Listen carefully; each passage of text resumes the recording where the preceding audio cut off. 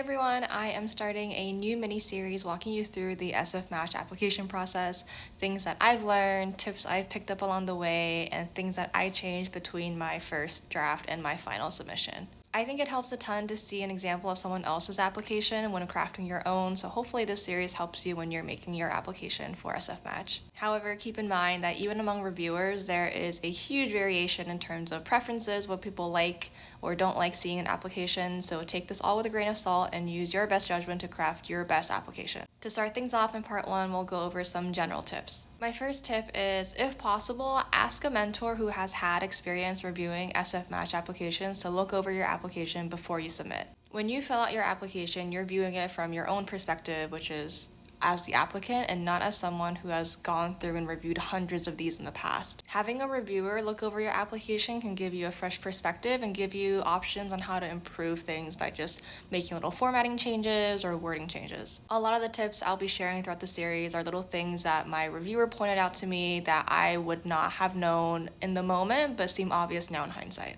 To send your application to others for feedback, you should see this blue button where it says Print PDF somewhere on the home page in the top right corner. Even if you're not sending this out to reviewers or anything, you should still do this periodically to check on the formatting, especially in the free text sections. The free text sections may look a little bit different between the SFMatch application and the actual PDF version, so check it over, and I would definitely recommend also having a separate Word document where you write everything out first and then copying it into the SFMatch application. That way you can play around with formatting, spacing, bullets, and sub-bullets that aren't all available on the SFMatch website. This can really help you save a lot of time and headache. The last general tip I have is to remember that applications are sent out to programs on September 2nd, so it doesn't matter if you submit your application on September 1st or end of August, it gets released at the same time, as long as you don't miss that September 2nd deadline. Follow along, because in part 2 we'll be starting with the very first section of the SFMatch application, personal info.